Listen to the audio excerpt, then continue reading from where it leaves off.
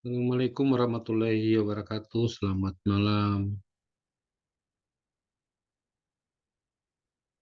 Selamat berjumpa kembali di malam ini untuk memenuhi salah satu tugas ya dalam ujian akhir semester dalam mata kuliah pengantar bisnis.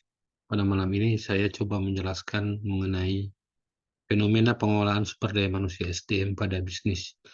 Kebetulan dosen pengampunya adalah Profesor Dr. Ruswati Suri Saputra, SEMS. Baik, kita masuk ke kata pengantar ya.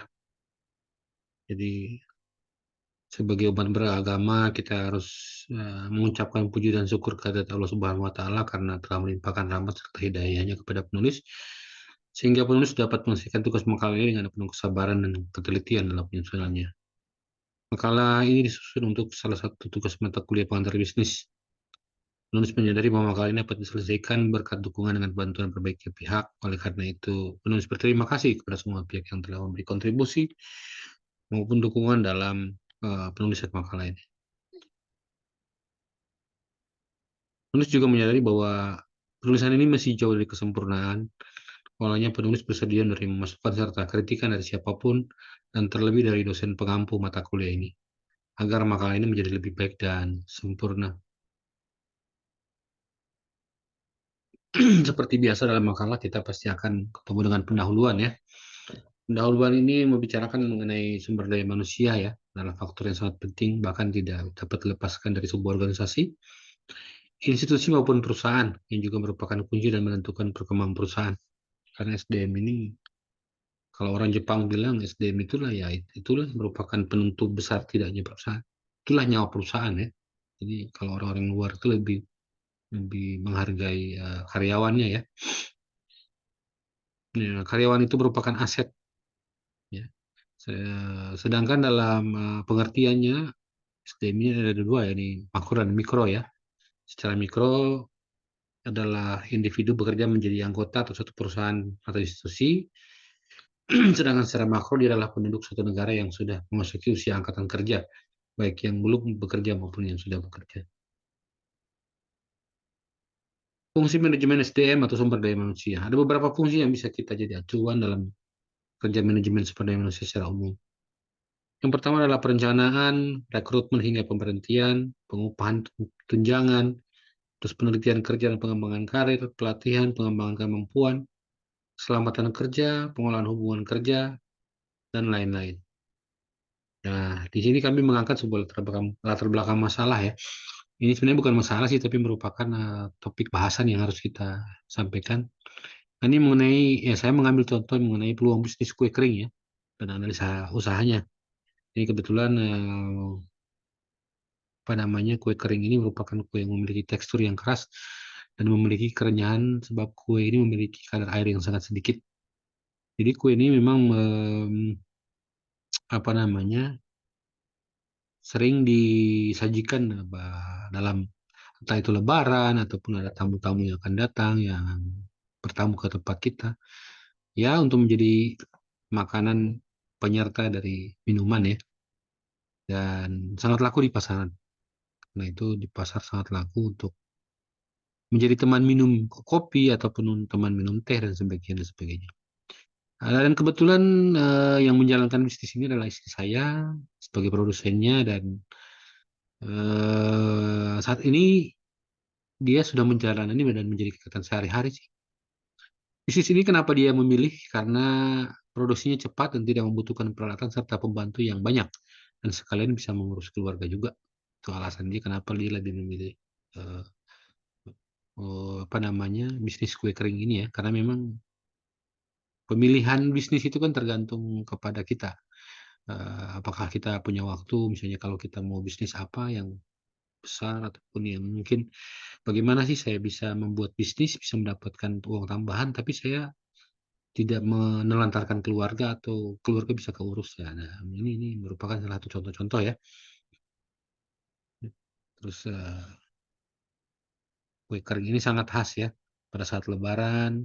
disukai banyak orang. Jadi lebaran itu selain kue kering juga ada menu ketupat, opor ayam, makanan, dan lain-lain, dan yang favoritnya adalah kue kering ini sih. Produknya adalah tingginya permintaan pasar dan kue kering ini akan menjadi peluang yang sangat menjanjikan.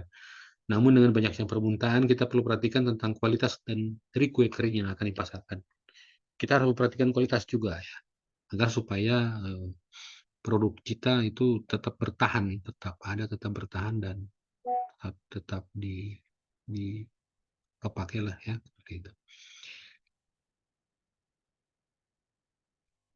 Sampai di sini saya sampai mencantumkan contoh resep ya, contoh resep kue kering ya, ini fortune cookies ya. Jadi siapa tahu dalam dalam apa namanya, tayangan saya ini dapat memotivasi ibu-ibu ataupun para gadis yang mungkin ingin berbisnis seperti ini, dan nah saya mencoba memberikan contoh resep ya, yang saya dapat dari istri saya juga sebagai, apa namanya, informasi dari beliau. Fortune cookies ya. Nah, ini ada bahan-bahannya, ada tepung terigu, maizena, dan sebagainya. Terus cara pembuatan ya, cara membuat fortune cookies ini seperti apa. Terus konsumen kue kering ya. Jika pada saat lebaran akan tiba, permintaan kue kering akan melonjak sehingga tidak perlu repot untuk memasarkannya. Namun bila tidak dalam suasana lebaran atau hari-hari lainnya, Anda bisa memasukkan kue kering di kios-kios atau supermarket. Saat ada acara-acara besar, kue kering juga sangat dibutuhkan sebagai hidangan untuk para tamu. Jadi Anda bisa menerima pesanan untuk pembuatan kue kering dan cukup menguntungkan ya, sangat menguntungkan ya. Gunakan label yang menarik dan rasa kue kering yang enak dan berkualitas, pasti para konsumen akan menyukainya. Ya, seperti itu. Analisa kue kering. Nah, ini ada modal awal. Saya di sini coba memberikan contoh ya. Modal awalnya berapa, harus berapa duit, terus total modalnya berapa, pengeluarannya berapa. Di sini saya memberikan perincian. Ini jadi hitung-hitungan yang akan menjadi acuan ya. Ya, menjadi contoh lah bagi ibu-ibu yang ada di rumah. Total pengeluaran, terus untuk membuat usaha kue kering menjadi lebih mudah dan lancar, perlu menggunakan alat yang mampu menunjang proses produksi menjadi lebih cepat. Ya memang kita harus mempunyai mesin ya. Ya memang modal itu mesinnya harus dimodalin ya. Harus kita beli, harus kita seperti mesin oven roti dan sebagainya dan sebagainya. Harus modal dong untuk bisa menjadi membangun sebuah usaha yang besar. Semua dari kecil dulu sih sampai seperti besar. Eee, untuk memanggang kue roti jadi kita pakai oven ya, jadi biar hemat sehingga tidak menambah biaya pengeluaran. Mesin oven roti ini bisa dengan mudah diperoleh di toko mesin Maxindo, ada di kota-kota terdekat Anda juga, banyaklah. Saya tidak perlu merekomendasi di mana, tapi di toko-toko terdekat pasti ada lah, seperti itu. Nah, selanjutnya terkait tujuan penelitian, ya ini untuk mengetahui manajemen sumber daya manusia pada usaha kue kering milik istri saya sendiri ya.